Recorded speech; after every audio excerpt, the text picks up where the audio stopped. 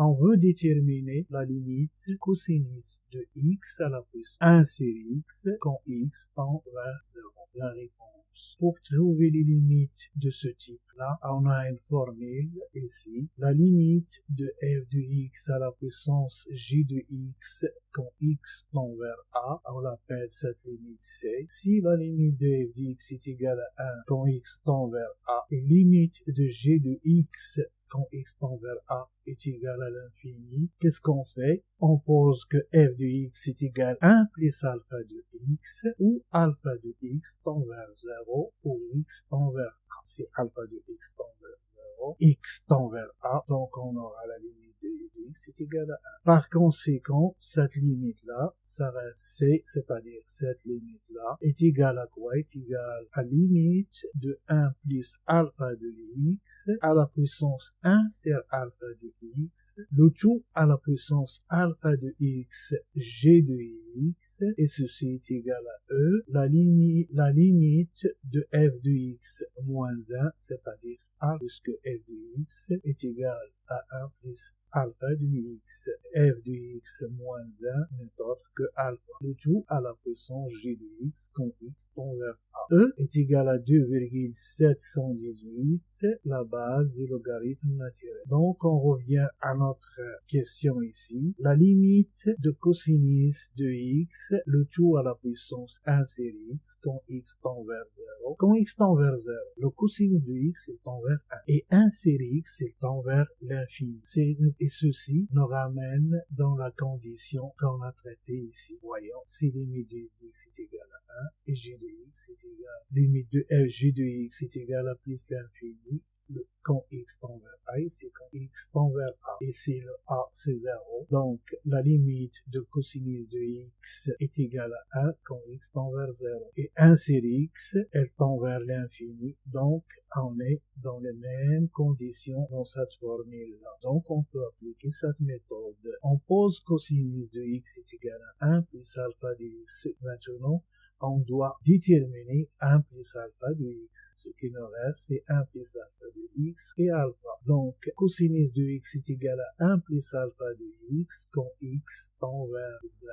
Alpha de x est égal à cosinus de x moins 1. 1 plus alpha de x est égal à 1 plus cosinus de x moins 1.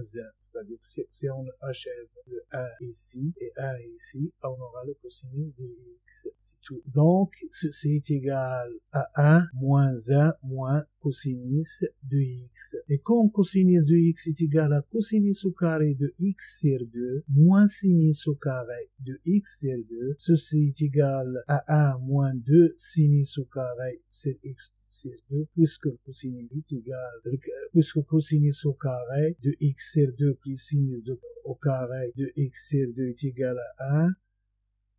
Donc, on fait apparaître ceci en éliminant le cosinus par le sinus, c'est-à-dire on écrit ici 1 moins sinus au carré de x sur 2. Ça nous donne 1 moins 2 sinus au carré de x sur 2. Ceci est égal à 1 plus alpha de x. Donc 1 moins 2 sinus au carré de x sur 2, c'est 1 plus alpha de x. Et alpha, c'est moins 2 sinus au carré de x sur 2. On l'applique ici dans la formule qu'on a vue au début. C est égal à la limite de 1 à ça, c'est 1 plus alpha. 1 moins 2 sinus au carré de x sur 2. Et ça, c'est alpha. Moins 1 sur 2 sinus au carré. Et ça, au carré de x sur 2. Et ça, c'est alpha de x, soit g de x, moins 2 sinus au carré de x sur 2, le tout sur x. Puisque g de x est égal à 1 sur x. Et ceci est égal à e à la puissance limite de moins 2 sinus au carré de x sur 2 sur x, c'est-à-dire ça est égal à alpha de x soit g de x, alpha de x, g de x, e moins 2 sinus au carré de x sur 2, ça c'est alpha, sur x, puisque g de x est égal à 1 sur x. Donc, qu'est-ce qu'on a à faire? On a à faire que de déterminer cette limite.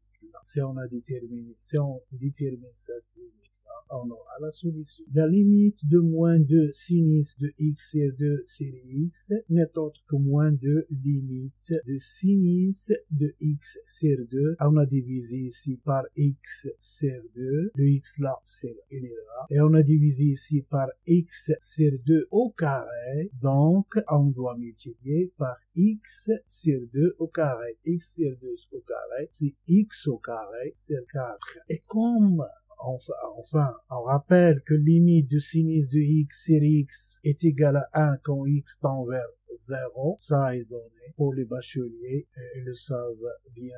Rappel, limite du sinus de x sur x est égale à 1 quand x tend vers 0. Voyons ici. Limite de sinus de x sur 2, x tend vers 0. Donc, on est dans cette condition-là. C'est-à-dire, cette limite-là est égale à 1. Et le moins 2, il est là. Le moins 2 dB, il est là. Et ça reste la limite de x sur 4. Puisque ici, on a x carré sur x, ça va nous donner x sur 4. Donc, la limite finale est égale à 0. La limite de ceci est égal à 0 parce que ça donne limite de x sur 4, x tend vers 0, donc limite de x sur 4 est égal à 0. 0 fois moins 2 fois 1 n'est autre que 0. Donc, limite de cosinus de 1 sur x, regardez, ici on a e à la puissance, cette limite-là, et cette limite-là est égale à 0. Donc, limite de cosinus de x à la puissance 1 sur x est égale à e à la puissance 0 est égal à